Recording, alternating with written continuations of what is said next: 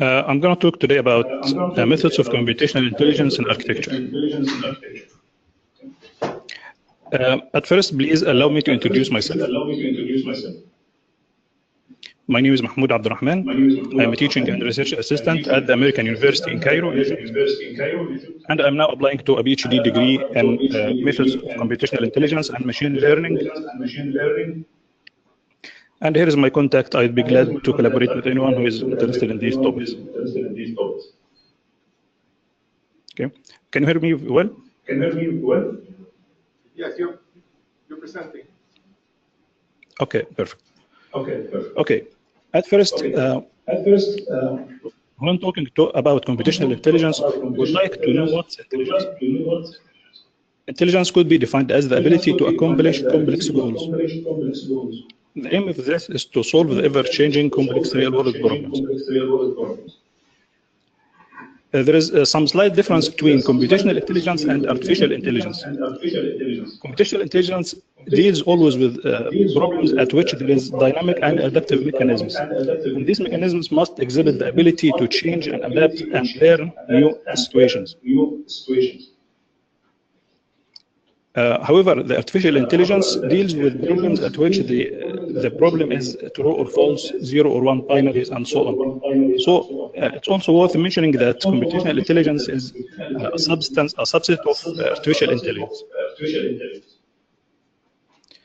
Okay, there are some paradigms of computational intelligence.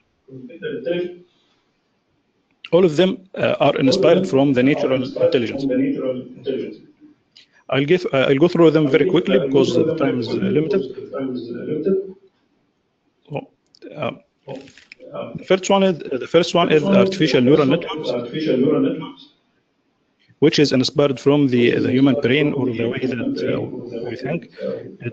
It simulates the human brain in that it's parallel and non-linear and able to learn and able to memorize and able to adapt to new situations. Okay. It has a lot of applications in machine learning, especially if combined with other of these algorithms, such as evolutionary computation. And evolutionary computation is inspired from the natural evolution process. It's used in optimization. There is one of the very well-known plugins for Grasshopper, which is called the Galapagos, which uses the evolutionary computation or genetic algorithm in optimization. The third paradigm is swarm intelligence. Swarm intelligence is originated from the study of colonies or swarms of social organisms. Can you hear me? Okay. It's used in optimization. One of its applications is particle swarm optimization and ant colony. It has a very good applications in structure optimization and path searching for path, so for the shortest path, and so on. The fourth paradigm is artificial immune system, which is inspired from the natural immune system.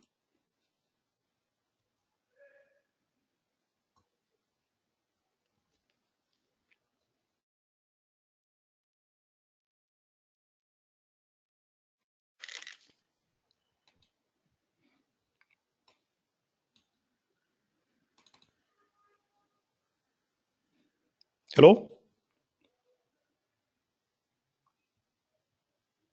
Hello, can you hear me?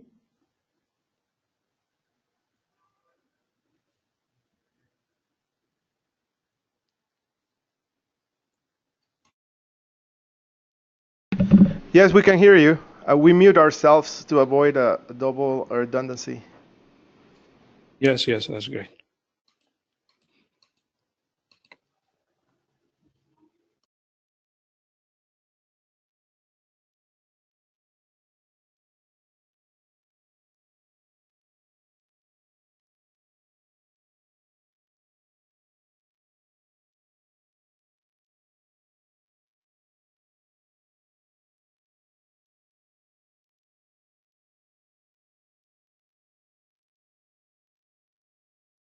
Okay, the fourth paradigm is the artificial immune system, which is inspired from the natural immune system. It's very useful in pattern matching and optimization. It has a lot of applications as well in architecture. And the fifth paradigm is a fuzzy system, which mimics the human reasoning system. It also could be referred to as the non-statistical uncertainty. It has a lot of applications as well. Now I'm going to talk about machine learning. I'll give a very short introduction and about machine learning, and I'll talk about Ant plugin, which is a machine learning plugin for Grasshopper based on scikit-learn module.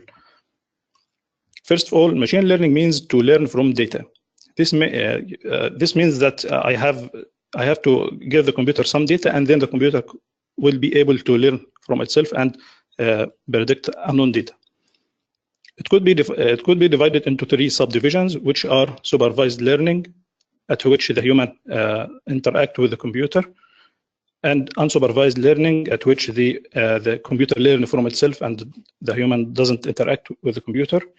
And finally, the reinforcement learning, at which the computer could learn from award or punishment. There is a very well-known library written in Python, which is called scikit-learn. Scikit-learn is a machine learning library written in Python. It's very easy to use and efficient, and it's very suitable for non-specialists. I'm going to give an example right now, which will illustrate all of these things. And then I'll talk about Ant. Ant is a machine learning plugin for Grasshopper, which is based on scikit-learn.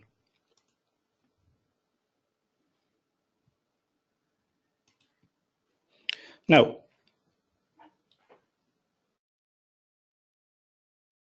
the way that scikit-learn works, it's very easy and straightforward. It works in three main steps. The first step is I have some data set. Then the second step is I fit this data set together, and the third step is predicting unknown data. Okay, these are the three main steps that are used in all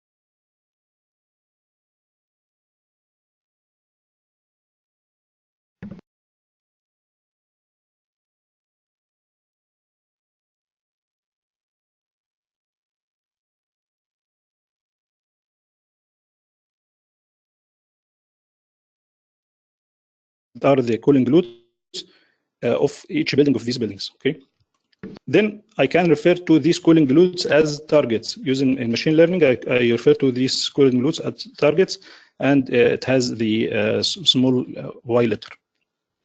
Then I have data and targets. All these set is referred to as the data set. Then I have this data set, which consists of data and targets. Then I come to the second step, which is fitting this data together, and the third step is predicting unknown data. Okay. There is a free online source, open source dataset libraries, which is available online at this website.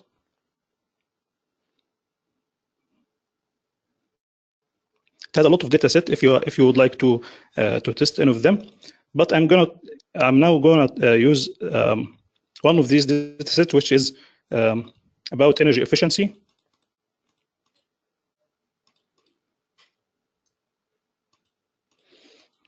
So sorry.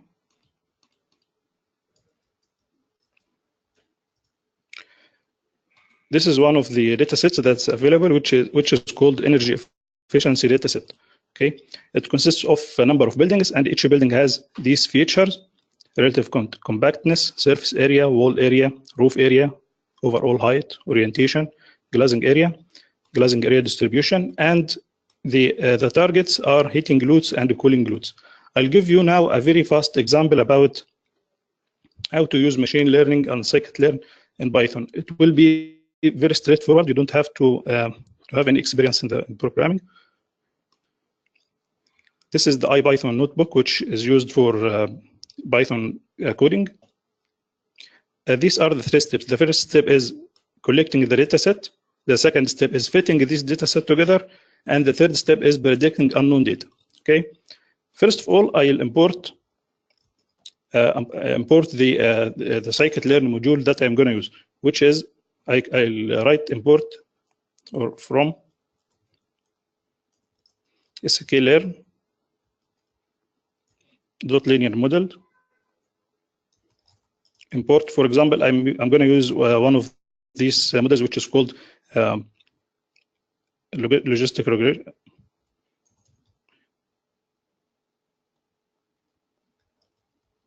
Which is called logistic regression.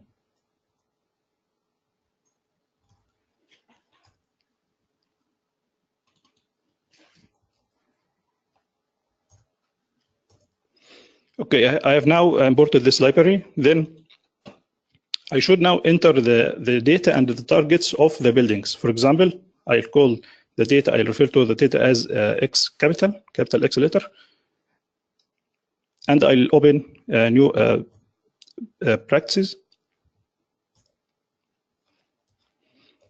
Now I'll enter the relative compactness, the surface area, and the wall area. All these features I'll enter for all the buildings.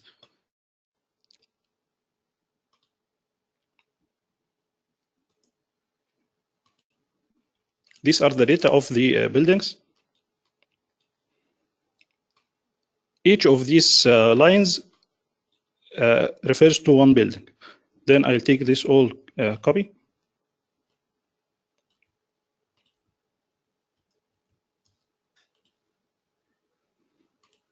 and paste them here.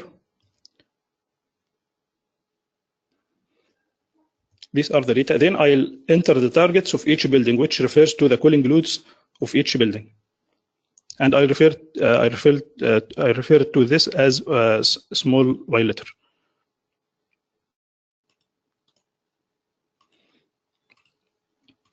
These are the cooling loads.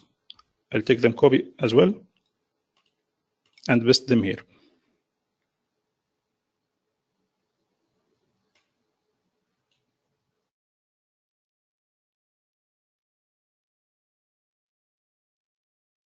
Now I'll move to the second step, which is fitting these data together. First of all, I'll choose the model that I'm going to use, which is logistic regression.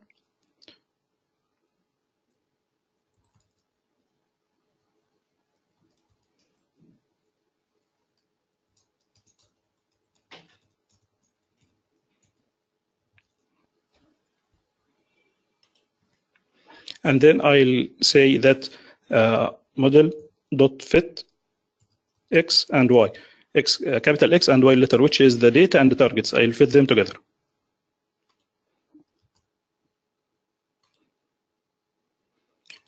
Now, the third step, which is predicting unknown data. For example, I'll enter model.predict, and then I'll enter one of these data for one building, maybe another unknown building, which I don't know its data. I can enter its features, for example, these features, and then press enter.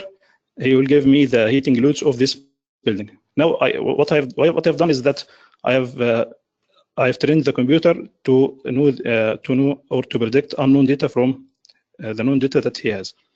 Okay, it's very straightforward and it's very easy to use. Okay, this is how to use it using Python. Now I'm going to use Grasshopper and Ant to show the same steps.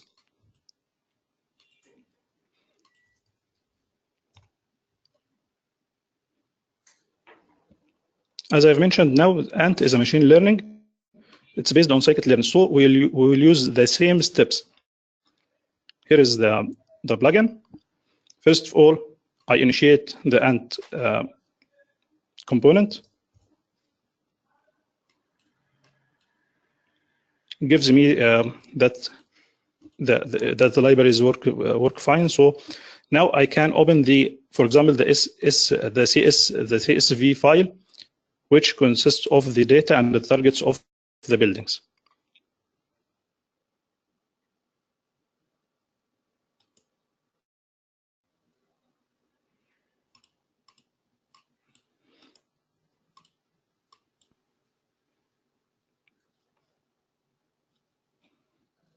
Okay, I have file.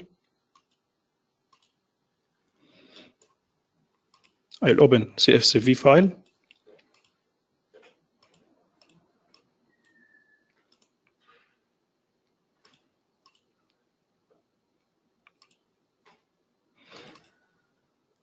These are the data sets that I'm going to use.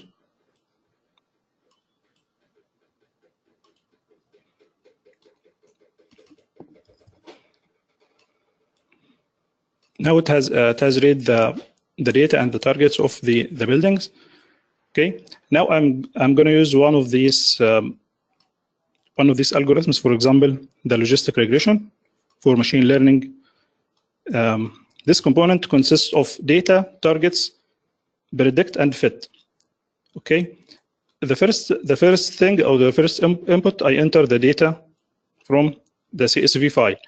Second, I enter the target to the target input here. Then the working folder, I can enter any working folder, for example, anything.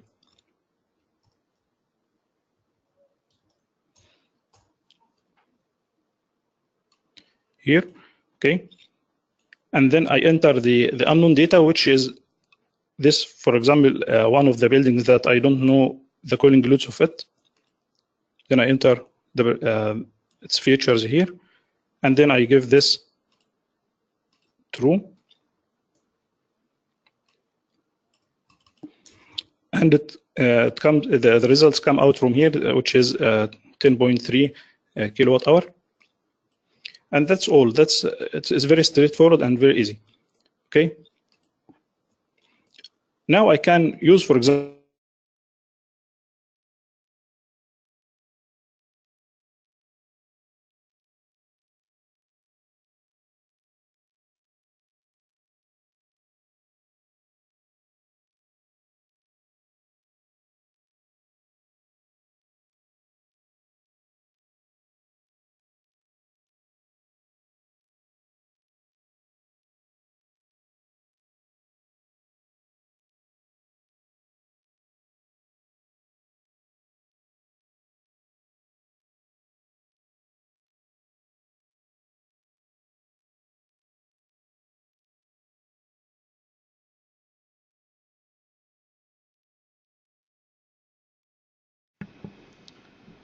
Mahmoud, I don't know if you hear me, but I think we lost you again, the audio.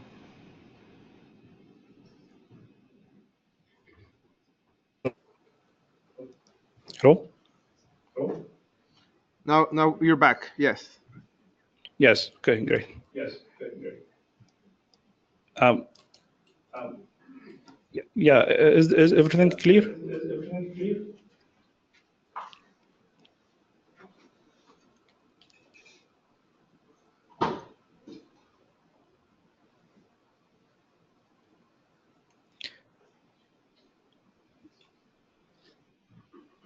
Hello? Hello? Yes, we hear you. Okay, that's all. That's all. Now I can use machine learning and machine learning plugin for Grasshopper to predict unknown values.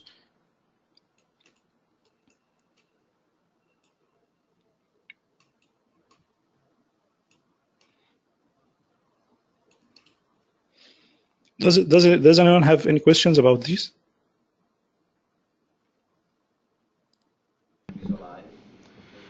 Is there a way to visualize the information? Yes, excuse me? Yes, excuse me? If there is a way to visualize the data, or what method would you use to visualize the data? Yes, if I'm using Python, I can use, for example, matplotlib. But here, for Grasshopper, there is a plugin also I'm working on right now, which is called GHplotlib. It's using the same method of the Python matplotlib library, but it's still under development. I haven't finished it yet.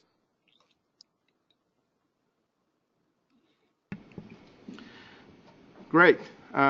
Well, in deference for the next speaker, maybe if you can hang out for the end of the presentation for additional questions, you guys. Yeah. I'm going to hand the presentation to Jeremy. Thank you so much. Thanks so much. We'll come back with you with questions in a bit. Okay. Let's see. Okay. I have to say that was pretty impressive. Yeah. I'm gonna try that one out. Excellent. So change presenter here. PowerPoint's Show my screen.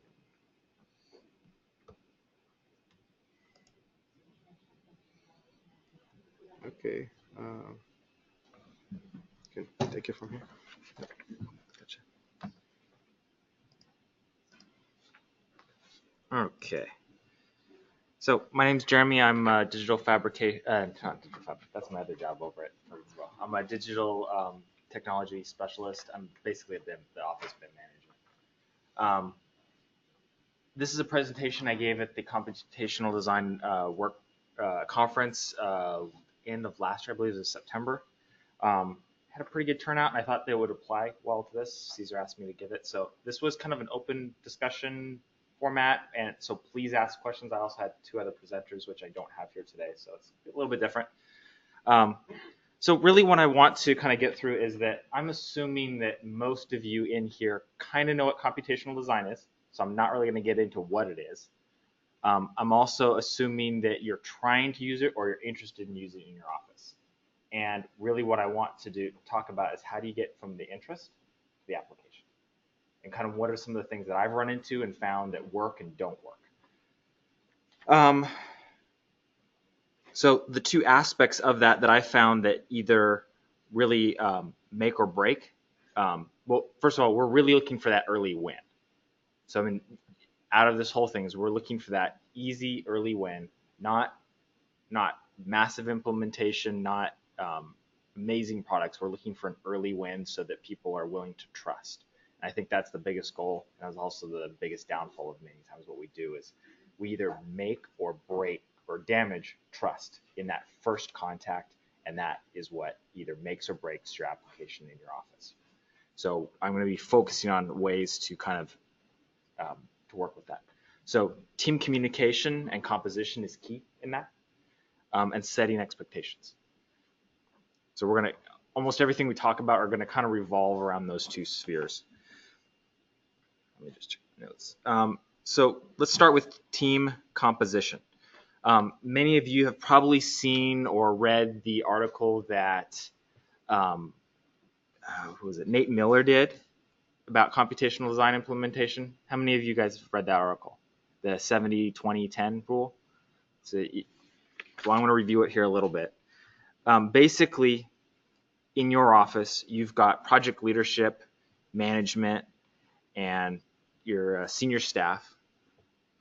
You've got your computational designers, your junior staff. It's going to be about your 20%. And then you're going to have your hardcore computational designers, those people that are really doing that. That's going to be about 10%. That's really what you need to target. And in terms of expectations, we'll get into that a little bit more, but your 70%, your general mass of your office needs to kind of be familiar with the terms. They also need to kind of know who the rest of these people are. Your production staff need to be willing to push a button. They need to be willing to engage.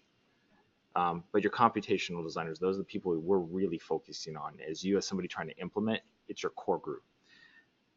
But I've added to that, and I like to say there's an additional 2%. In that 10%, there's 2% that are going to drive this. And if you're interested in implementing, you're already part of that 2%. And you need to be willing to do some of the things we're going to talk about. And you're also these are your really experienced designers that have used computational design before. They've got case studies, they've implemented it, they might even be writing tools. And if you notice, this triangle here is not any different than the kind of the makeup of the rest of your office. It's not any different than the makeup of a project. It's kind of funneling down to these specialists for almost anything, whether it's structural engineers, mechanical engineers, lead consultants, etc. You're really kind of just getting down to this funnel of a specialist.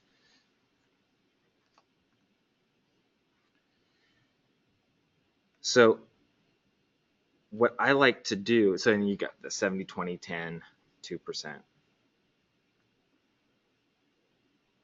So the key to success is flipping this up on its head. You don't need to engage all 70%. You don't need to try to have big old mass meetings and convince your office that computational design is good. You need to start with a core group of people, yourself and probably one or two others, depending on how big your office is. Office of 100, maybe 5 maximum. You can get away with 2 or 3. Office of 20, there's probably 1 of you. And you're going to find those people that are interested, that are willing to make or try things out, that you're going to focus your training and things on, and those are the people you're going to work with. You're going to open up those presentations to the rest of the office, your junior staff, because they're going to need to feel comfortable with what this is. And you're going to be having all of that 30% of you are going to be engaging your leadership, and you're going to be working with that. There's a base to this too. You're also delivering to a client.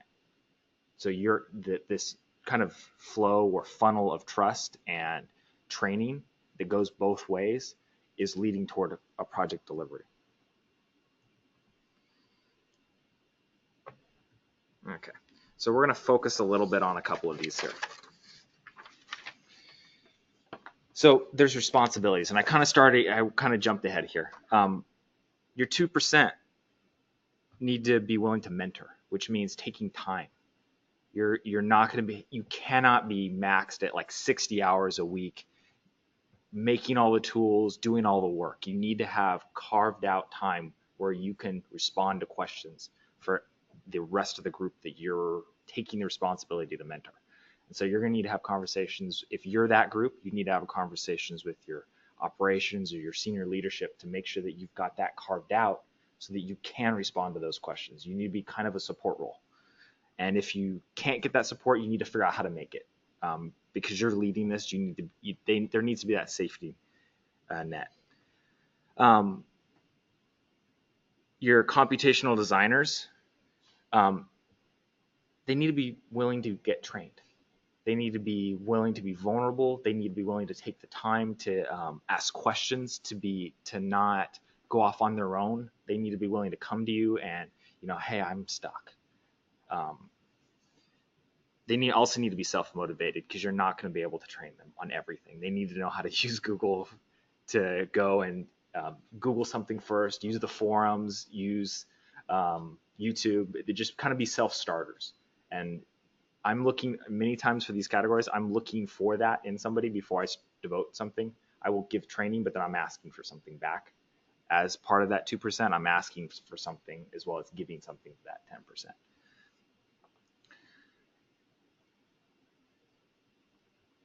10%. Your production staff, your people that are receiving a lot of this benefit from this core group, they need to be willing to try new things.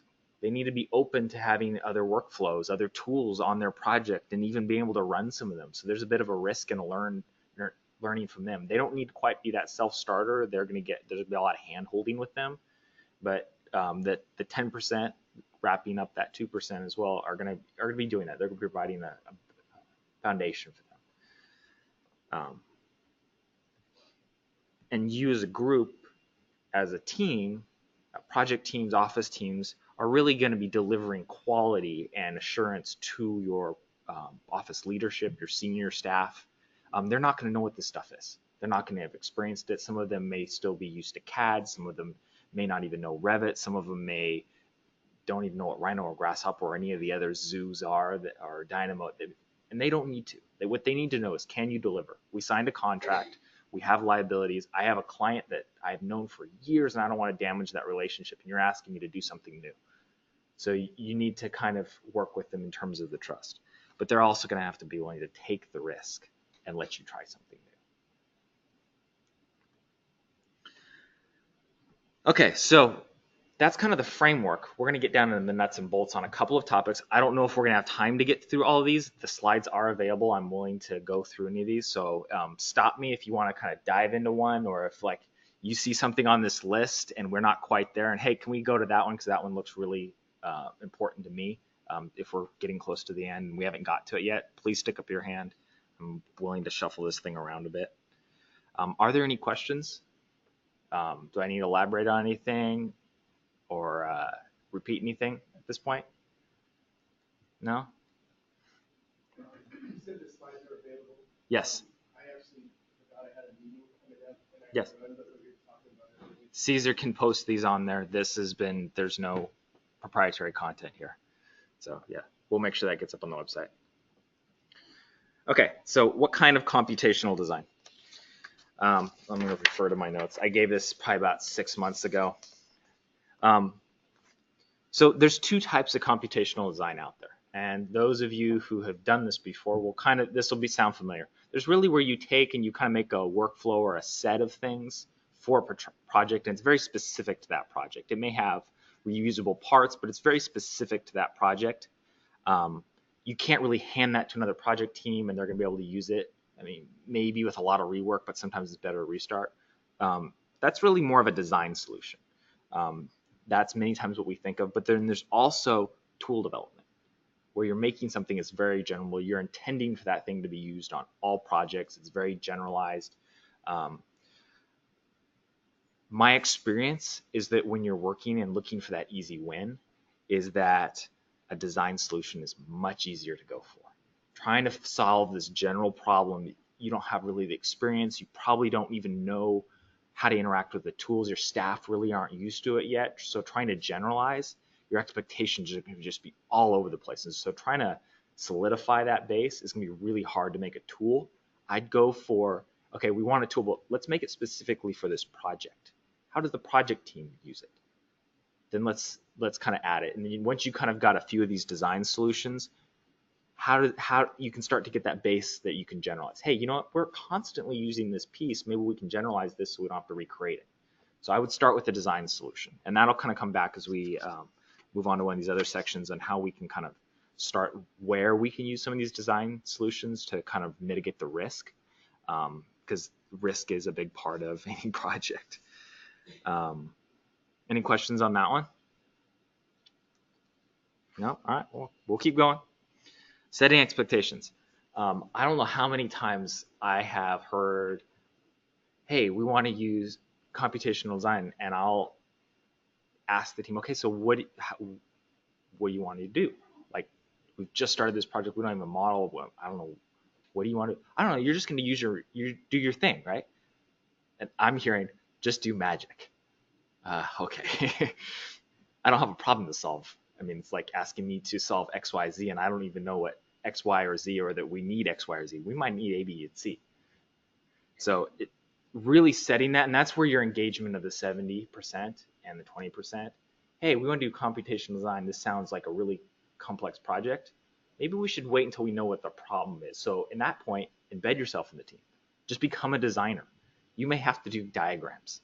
You may have to do some stuff that you don't really want to do to embed yourself in the team so you know what's going on, so that when they need it, you're like, aha, there's that problem. We need to solve that. That can only be done. I have the tools for it. Can we try something? So you may have to be willing to do things you don't want to do on a project in order to stay around long enough to find out what that problem is. But you also have to set the expectations. And setting that early is important. I've gotten, so some of the keywords that come out a lot that I like to actually get rid of, I don't want them used on a project, and if I hear them, I need to address them. Computational design is one of them. Big blank that nobody seems to understand. I've seen, same with these other ones, automation, generative design. If you hear those, either put a definition to them or get rid of them. Because I've seen LinkedIn discussions go on for years and never reach a conclusion. You don't need that fluff. You actually need to know what the problem is, and you need to get to it. So get rid of those fancy words. Ask somebody to redefine what they just said if they use that word. What's your goal? What are you trying to get me to? What problem are you trying to get me to solve? Get them to get more specific. Many times I have to even ask, is it worth using computational design on this? And I'll use the analogy I like to use on this is a pie analogy. I can make a pie 2 different ways. I can bake the pie. Done. Move on. I can write the recipe to make the pie. If I need, and why would I do one of those? If I need to do it more than once, if I need to do the same thing different ways, I might write the recipe first so that I know the proportions, or I can give it to somebody else so that they can make the pie so that I can get multiple people working on it. You need to ask that question. How many times am I doing this? How many different ways am I doing this? If the answer is 1, skip the computational design. It's the wrong tool. Move on. You don't need the extra work and the extra magic just for marketing. And there's no magic buttons. If they think that computational design is just going to solve the problem for them, it's not. Computational design takes work. Sometimes more work than the manual method for the single time. Sometimes twice, sometimes 3 times as much work as doing it once. That's why you need to ask, how many times am I going to do it? Is the payoff going to be worth it on this project? This project may not benefit, but maybe we do 20 of these projects, so we're going to eat it on this project because we need to use the same thing over and over again, and we need to build that base. So you kind of have to ask that question, but that helps to set the expectation of time, resources, what we're actually going to get out of this. I may have to trail the project with this because we've done this, we're doing this for the first time, and I will not commit to giving a deliverable. I may try to parallel what the design team is doing because I can't confidently deliver something in the time frame because they don't even know what they want yet. So be careful about committing to something. And we'll come back to that in terms of plan Bs and things like that. And it's really important to set those expectations early. You'll want to set them at the very beginning. You hear like with lead and things like that, you need to set those expectations early. I have found that when somebody wants to use computational design or they want to optimize something, that's another big one. Make them define that. Grab a piece of paper and say, okay, you want to optimize a floor plan. Sketch the floor plan. What do you want to change? What's fixed? And you'll find we actually have a workshop in our firm where when we have some of these computational tools that we've built, we actually require the team to take this workshop. It's about an hour, and we're essentially sketching out what they want. We have the set of parameters and things like that, and we expect them to be able to sketch with us by the end. Dimensions and lines, essentially is what we're after. Things that us as computational designers can understand, which are dimensions, numbers, lines, things that we can go, hey, you know what, I can put some blocks of code to that. So what's fixed, if they want to optimize a floor plan, one of the classic examples I actually lived through, and it was kind of one of those moments that I use now, is somebody said optimize a floor plan. Well, what do we want to optimize? Well, there's this interior core of fabrication, and we need to put some offices around. Well, can we change? So what's changing? Well, actually, the width of this thing is kind of fixed, but we want to change the length. We want to see what happens. Well, do the offices change? No, the offices have to stay exactly the same. They're the same dimension. They're just wrapping around, so offset. Okay, that's the same. What about the hallway? Do we change that? Nope, that stays the same. What about the exterior offices? Nope, those stay the same. So actually, all we're flexing, optimizing, is about 3 different versions of the length of this interior core. Great, those are 3 different studies, and that's 1 slider. No problem, I can have that for you tomorrow. It's a 2D exercise. So by getting to that, we took the myth, the magic out of optimize, and it became this very easy set of 2D line flexing. And we just needed some, what was the travel distance kind of a thing. Something we probably could solve, but they wanted to start using that. Okay, fine. We'll give them the early win. Okay, so I'm going to move on to another section, experimental workflows. part of setting expectations is helping your project teams understand that what you're doing may not have been done before. And even if it has on a different project, it's probably not been done this way, which means what you're doing is experimental. Until you can absolutely say that I've done this before, no problem, I can have this for you tomorrow, it's experimental and you need to communicate. I would strongly suggest using that term. Think of it like this. You're committing to using Revit on a project. However, Revit has never been created. Your design team doesn't even know what it is, how to use it. I mean, we already have enough trouble with using Revit when the design team doesn't know how to use it and it's there. Imagine it doesn't even exist yet. You have to code that. And that's what we do almost every time we do computational design. It's a mini program. So it's experimental. It may break, it may fail. And we need a plan for that. But do you say, okay, get rid of the risk? No, of course not. There's some things we just can't do good old-fashioned way. So we need to take the risk, and we're going to do it. And that's why it's really important to get that early win, set the objectives, start small, make sure that you can achieve it. And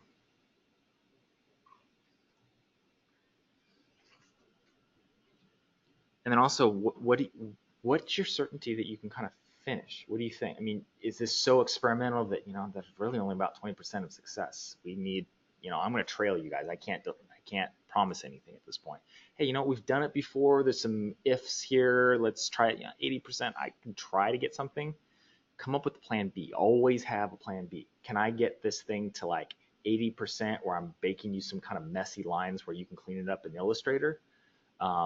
Great if I can get all the graphics nice, but if I can't, you can always clean it up in Illustrator. So kind of think of some plan Bs. I can stop this and we can do some of it manually in Rhino or in Revit, and we can get it out and kind of work back from, hey, if this fails by next week, we have a presentation in 2 weeks. I need to have a check-in next week and say, you know what, I'm not where I thought I was supposed to be. I need to stop. We need to go to plan B.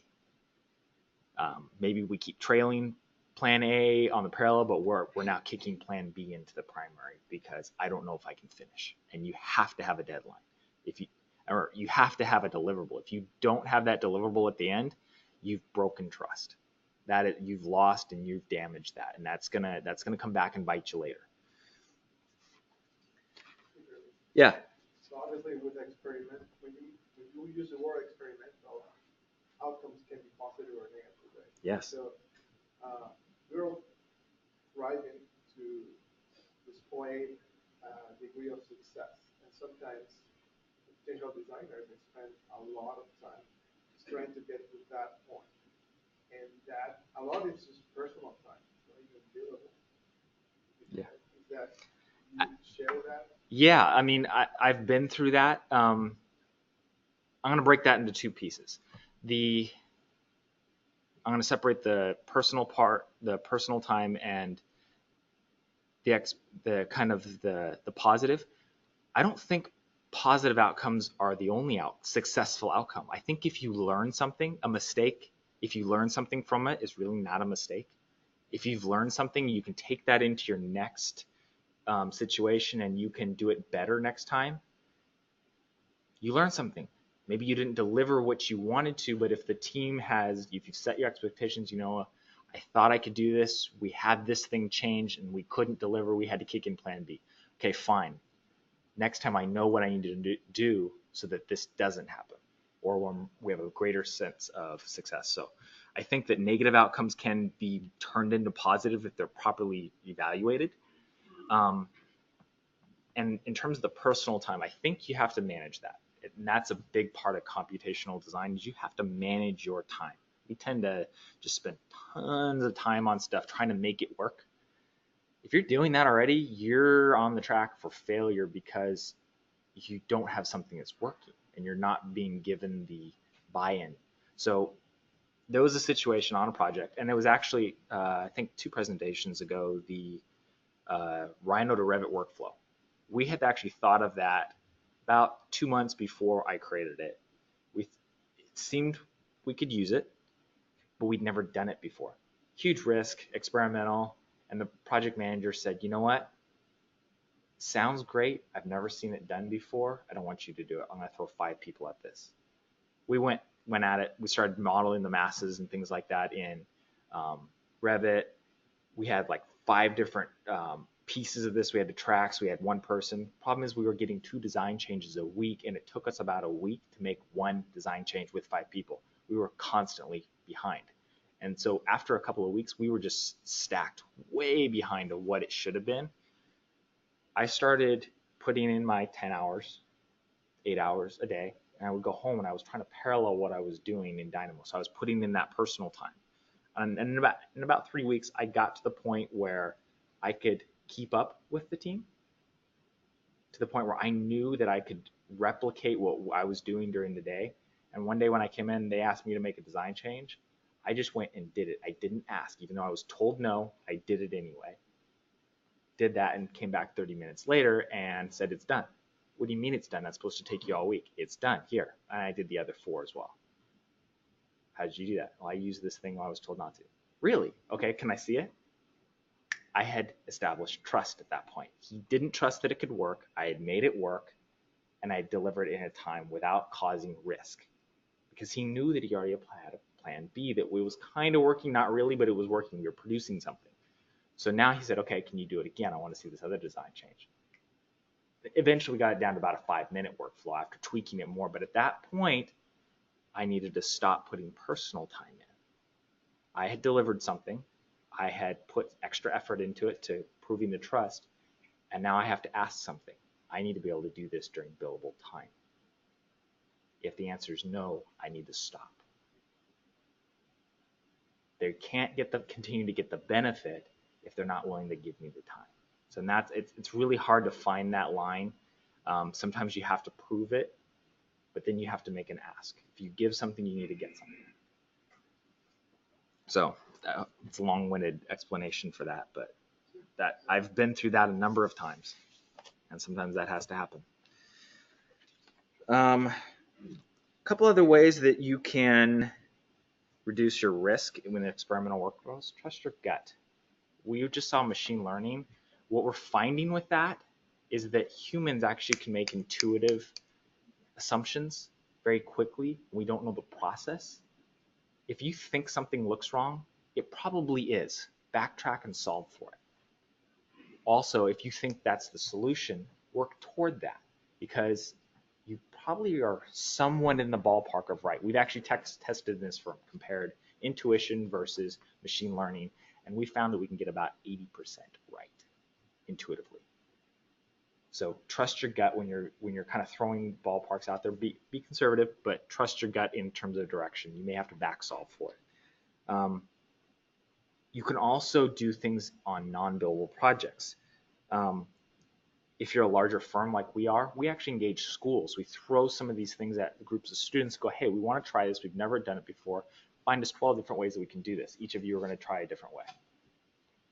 So we engage it. It doesn't cost us anything except for some time for some of our staff to go and work on as a professor for that semester, giving them resources, et cetera. It's not much of an overhead for us, but we get a lot of benefit back. The students are getting access to resources. It's a win-win. You may not be a big office.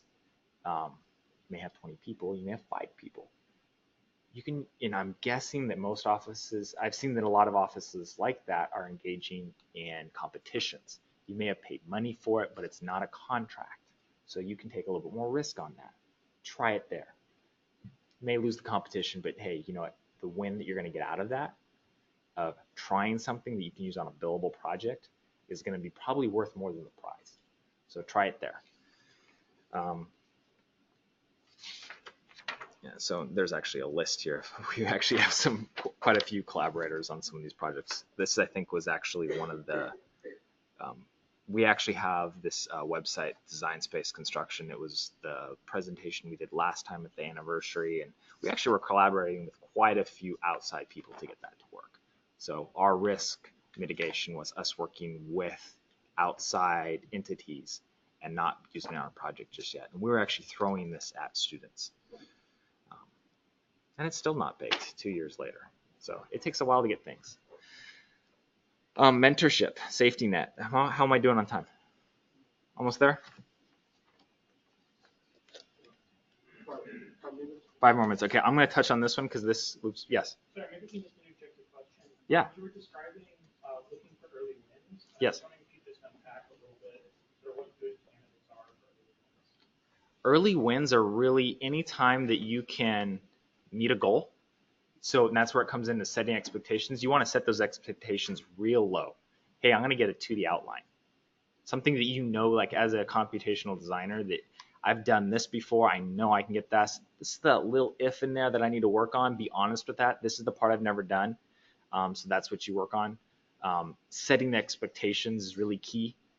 You want to deliver something. You want to, essentially you want to deliver what you promise. You want to be very careful with what you promise. But you also want to define things in a certain way that when we're setting it, when I was talking about getting rid of keywords and kind of honing in on what those expectations are, setting those, what you don't want to do is you don't want to promise something and then not deliver it, because the next time when you ask to do that on a project, hey, I want to make this workflow. Well, last time you said you want to make this workflow, you couldn't produce it. So you know what? I have to pass on that. That's what your project manager is going to think.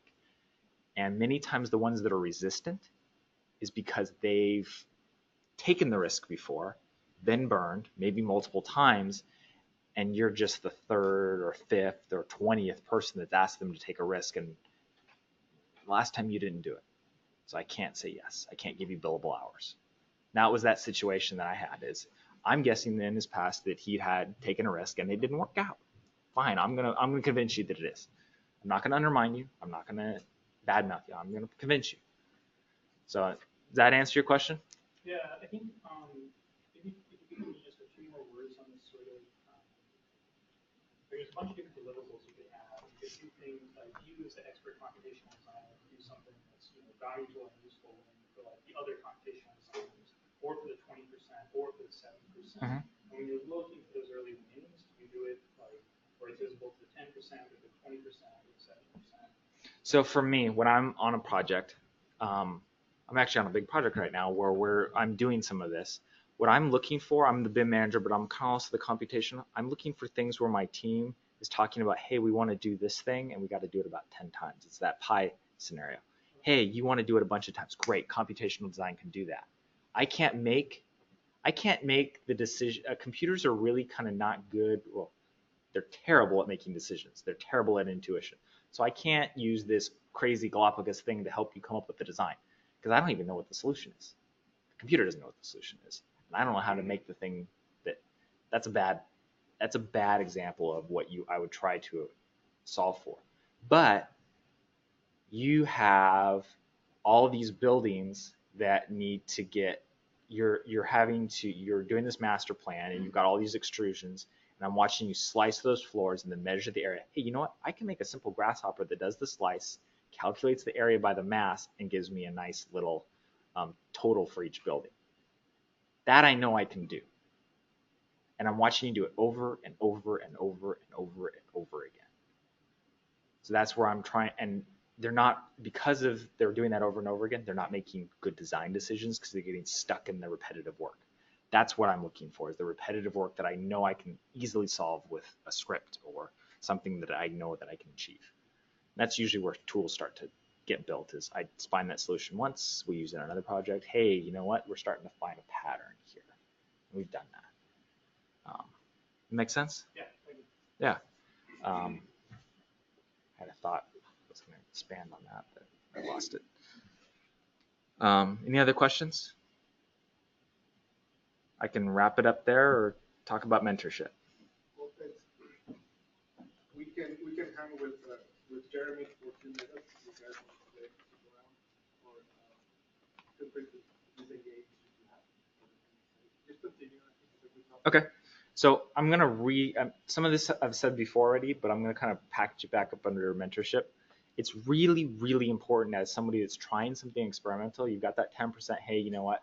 I'm trying this on the first time on the project. I'm fresh out of school. I've not done this before. Maybe I've done it once or twice. But for me, when I was in that situation, what helped me was when I had somebody in the firm. This is the benefit of a big firm.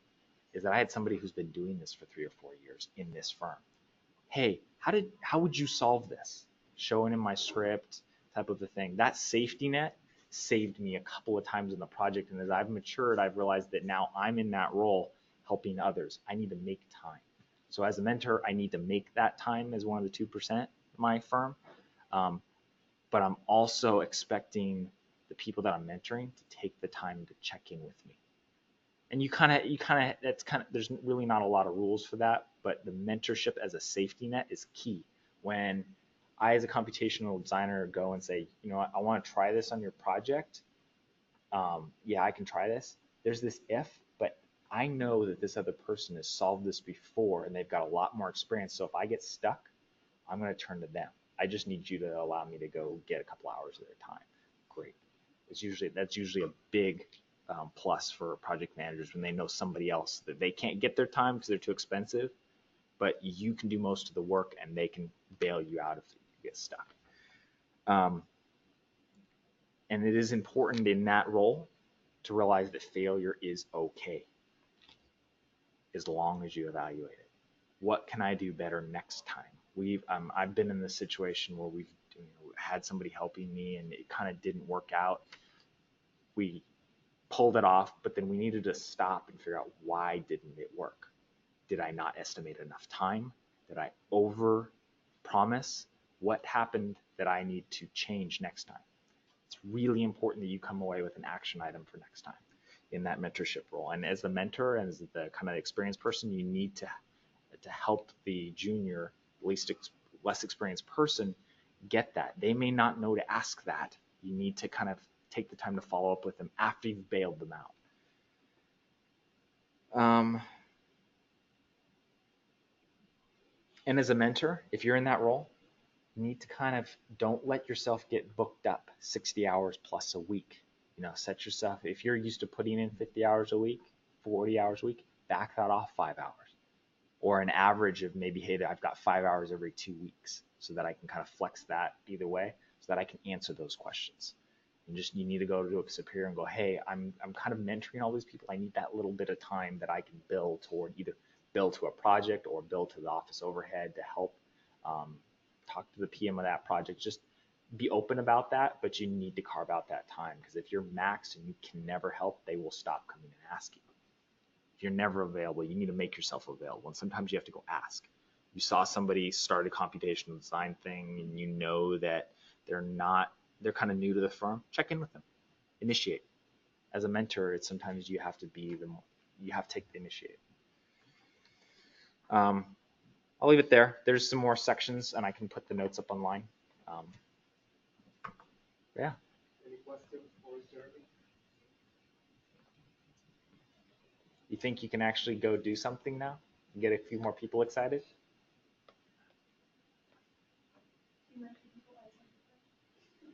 Sometimes I do. I can't put billable hours to your project though. So there's a limit to it. But yeah, I've talked through people before. Yeah. Jeremy, mentioned that you have mandated training now for teams about helping say, I assume that identifying computational problems and helping them also think through it. Yeah. Have you seen an effect before and after? That's top-down leadership buy-in, right? So No, it's actually as the tool developer. If you want to use this tool, I expect you to sit with us for an hour to go through this. Oh, okay. So okay. It's immediate ask. Yeah. So if you want us to use this tool, this workflow on your and support you on that, we need you to sit through this hour with us. If no, no tool.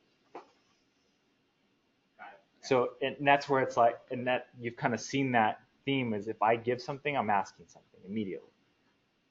And we've seen the benefit by the end of that hour when the light bulbs clicks, hey, this is not automation. We're changing this rectangle. And I can sketch that. Yes.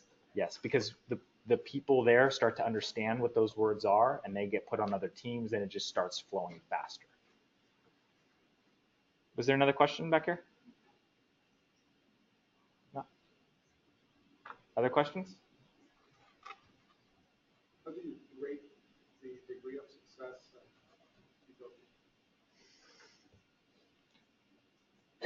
One, how close did we get to achieving what we said? And two, did we have something that we learned? If we didn't learn anything, it's a failure. Even if we delivered and we don't have a way to improve, it's kind of a failure. There's always a way to improve. So in that sense, I'm looking for engagement. If they're like, hey, yeah, you just solved it, great. I don't really have good engagement on that. So I'm looking for kind of both of those. And if we didn't deliver and we have great engagement, we still have traction. We still have kind of a trust because they see I'm following up with it and I'm learning from it. They're probably more likely to, there was some damage to the trust, but they also saw that we learned. We're going to try something different next time. You're still building that trust.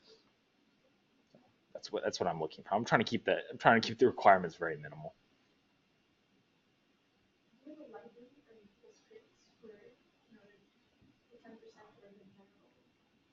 We do.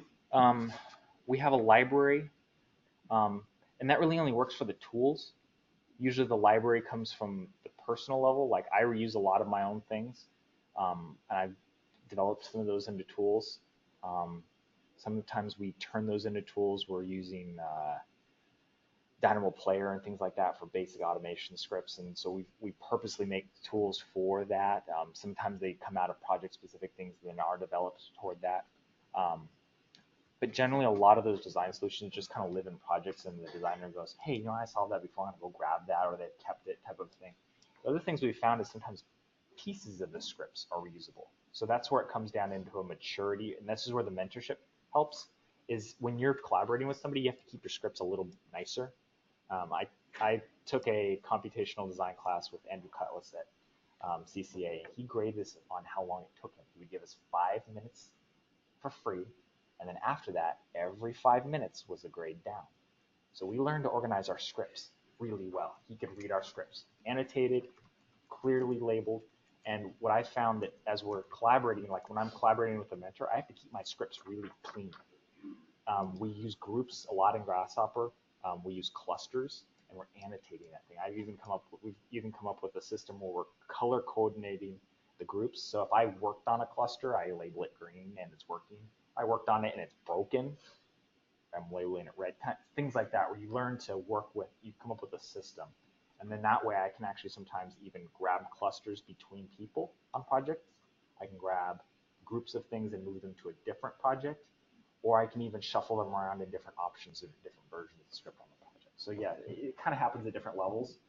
It just takes doing it to understand where you can reuse something. You kind of develop patterns. Yeah. You know, your firm has like a Google type of integration of the hours, like you for 30% for yourself, and then once share it with other people, best practices. I think I understand what your question is. Do we reevaluate and kind of learn from kind of what we do and build that to overhead? We have that at many levels. Our firm tends to operate more as an academic, so we have a lot of non-billable things that are actually driving our billable hours. So we're kind of a little atypical. We have a lot of calls, a lot of labs where a lot of this testing grounds happen. I mean, we have what we call innovation incubators, where we can submit a proposal and get some money and time twice a year to try things. So there's a lot of support for experimenting in our office. And we do, and we do that at an office level, we do that at team levels, we do that at firm levels. We have calls once a month at various levels. For firm levels, we have meetings, and it really depends on the office culture. If you want to implement that in your office, even if your firm is doing it, it has to come from the office culture, which requires leadership buy-in to understand that that's valuable. If they don't, you can start it small on your team. So it really just depends on what you have. You just got to work with what you have. And the key to that for me is the give and get scenario. If I'm going to give a training, I expect to either get hours that people can come to my training. I expect leadership to mandate it or encourage it or something. And if I'm not getting that, and if I'm not getting any sort of, like, people are not showing up, I pause the training for a couple of weeks, a couple of months, and wait till I'm asked again. And then I ask for, hey, how many people am I going to get? Or, hey, you know what? We really want this on the project. Great. How many hours? I mean, are you going to set aside an hour for everybody? Everybody has to be there? No, we only have 2 people. Okay, I'll sit with them. I'm not going to spend a whole lot of time preparing it for a whole team presentation. So give and get is really important when you're doing that kind of thing. Even if it's not billable, you need to make sure that there's buy-in. Lunchtimes are great. And actually, who was it? Ryan Cameron? He spoke here right after the computational design.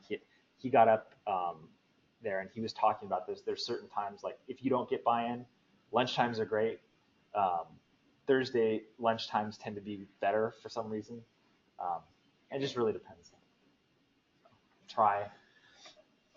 All right. Maybe this is a good breaking point. Yeah. Well, thank you, Jeremy, and thank you, Mahmoud online, for the great presentations. Let's give him an applause.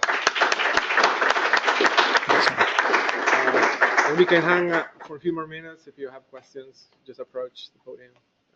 Thank you. I'll move away from the podium so people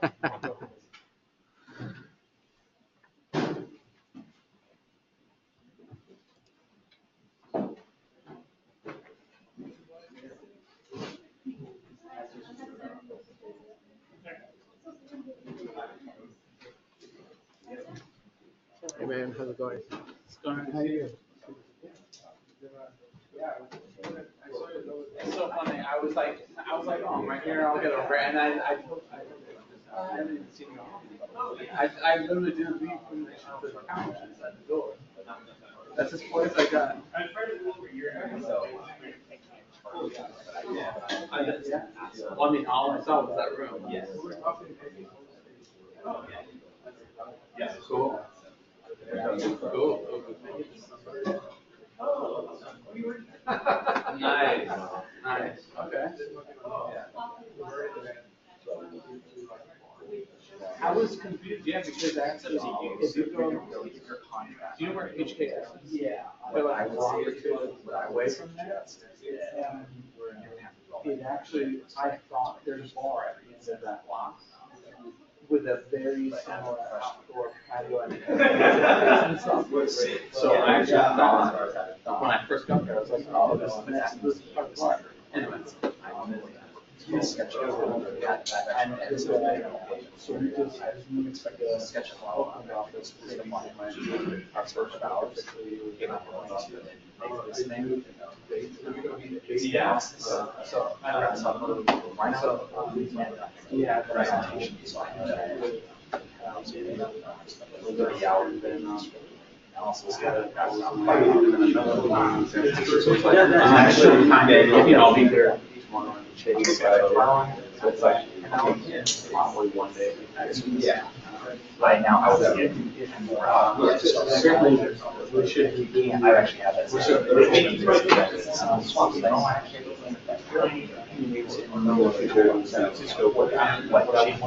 Yeah, exactly. Awesome.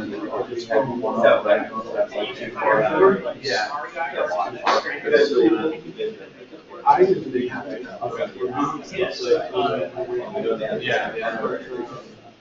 Because we're just saying no, we're doing if you 1335. So if you use the change manager building, so the we're in that.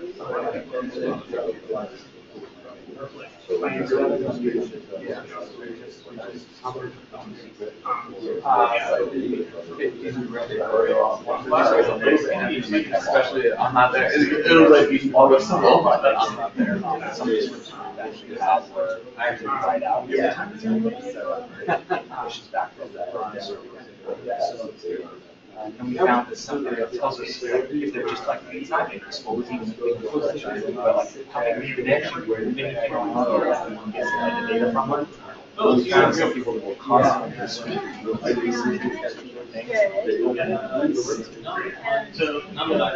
you're not actually using SARS.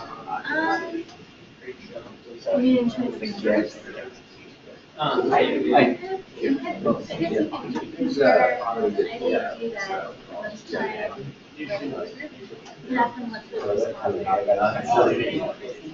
they, starts out with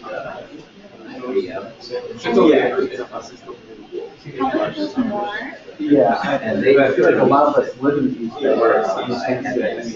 Most places don't. There aren't too many large architecture firms that are over there. Yeah.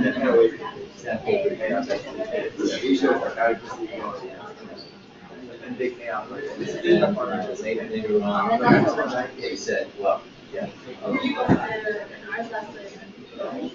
No. Whatever it is.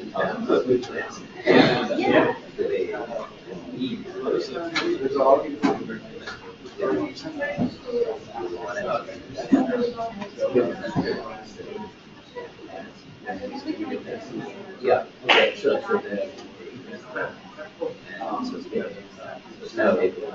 but yeah. So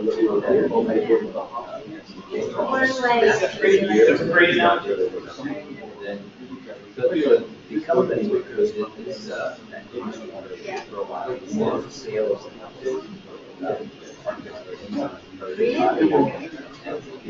and so that they I saw a lot of questions, and I was like, oh, we're going to answer the question. different types of and so basically,